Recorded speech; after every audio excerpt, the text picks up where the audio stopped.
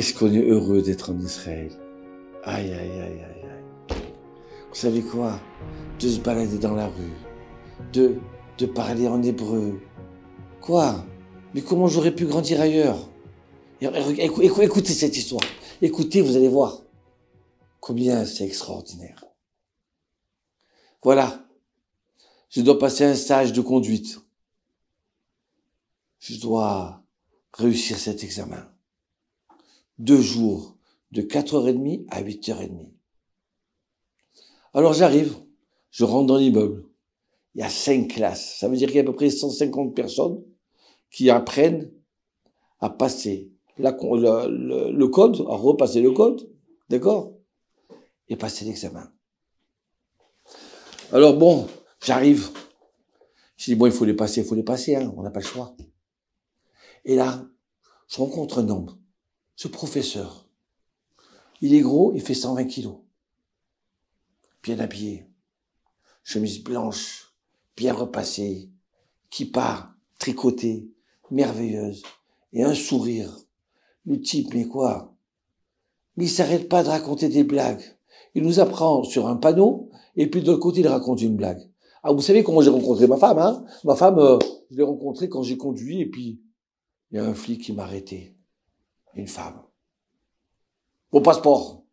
Ouh là là, comme elle était dure. On fait le compte, on s'est mariés. Alors vous savez quoi, on s'est éclaté de rire. Pendant 2 jours, on n'a pas arrêté d'éclater de rire. On a appris et on a rigolé. J'ai dit à Hachem, regarde, tu te rends compte si j'aurais dû passer ça en France? Ou j'aurais dû passer ça dans un autre pays?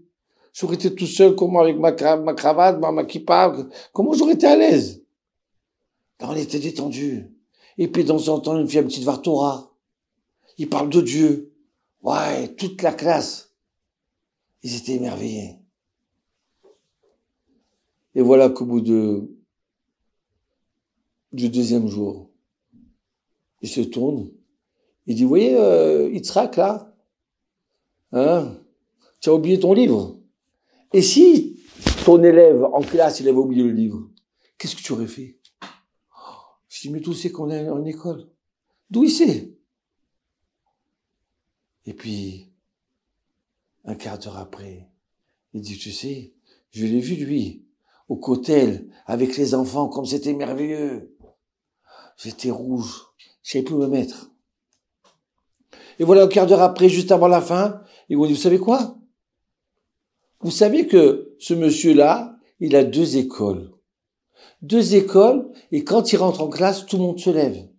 Bon, ça, j'ai jamais vu ça. Vous avez vu ça? Des enfants de 15 ans qui font le kavod et l'honneur de se lever? Alors là, c'est quoi? J'allais m'évanouir. J'ai pris un verre d'eau, j'ai commencé à boire. Tout le monde s'est retourné vers moi. Vous savez quoi? C'était un grand Kiddush Hashem. Il a sanctifié le nom de Dieu. Et juste à la dernière minute, avant qu'on passe l'examen, de 10 questions, il me dit, je voudrais vous dire une chose. Oui, vous avez vu, je suis un homme joyeux, je raconte des blagues. Je tiens à vous dire que, il y a 16 ans de ça, j'ai eu la maladie. Les docteurs, ils m'ont donné 2 semaines à vivre. Ils m'ont enlevé un rein, et ils m'ont enlevé, maintenant j'ai une poche.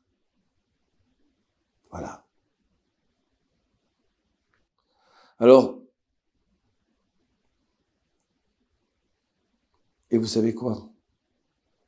Tout le monde pleurait. Tout le monde savait que c'était la fin. Et moi, je lève mes mains vers Dieu. Je dis, Hachem, donne-moi la vie. Mais tu sais pourquoi tu vas me donner la vie? Si tu veux, bien sûr. C'est parce que je vais déjà sauver des gens. Je veux leur apprendre comment on conduit. Combien la ville est importante. Et je vais citer ton nom à toi, dans tout le peuple d'Israël. Ouais, c'est qu'on était par terre. Et il dit, vous savez, si je suis gros, c'est parce qu'en vérité, la moitié de mon corps, d'accord, il est rempli de sacs, d'eau. par rapport à la maladie. Ouais. On allait s'évanouir. J'ai commencé à verser une larme. J'ai dit, c'est quoi ça? Et puis, il nous rajoute. Vous avez fait attention que toutes les 16 minutes, 20 minutes, je crie fort, je parle fort. Oui, oui. C'est parce que j'ai un produit toutes les 16 minutes qui rentre dans mon corps. Ken, c'est de la chimio. Donc j'ai une douleur atroce. Alors, je vais pas vous faire sentir, donc je parle fort. Mais c'est très dur. Mais sachez que Dieu m'a donné la vie. J'ai pas tenu 2 semaines, pas un mois, pas un an. Ça fait 16 ans. Et tout le monde te dit, jusqu'à 120 ans et 150 ans. Il y avait tout le grand sourire. Et vous savez quoi? C'est ma 3e conférence que j'ai fait aujourd'hui. Et hier, pareil. D'accord? Aujourd'hui, j'étais avec vous combien de temps? 4 heures de temps. Ce matin, j'étais à RTIA. Et je le fais gratuit. Hachem me donne la vie. Je veux donner la vie aux autres. Vous savez quoi? On a pleuré. J'ai dit, mais bien sûr. Heureusement que je suis en Israël. Heureusement, regardez ça. Mais où vous avez trouvé des gens comme ça? Le type, il pourrait.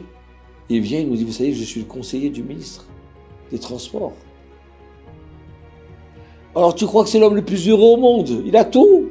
Il a sa Mercedes, il a ça. Mais en fin de compte, tu le vois, combien il souffre. À la fin de la soirée, j'ai attendu que tout le monde parte. J'ai voulu lui parler.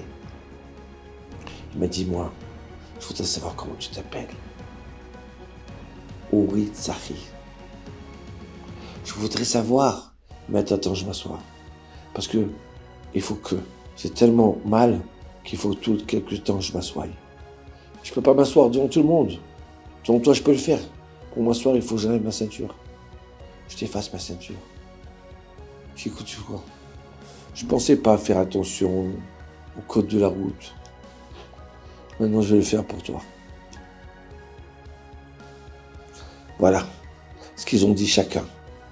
On veut le faire parce qu'on est émerveillé de trouver un juif en Israël qui est prêt à donner sa vie pour les autres, son temps pour les autres, son sourire pour les autres.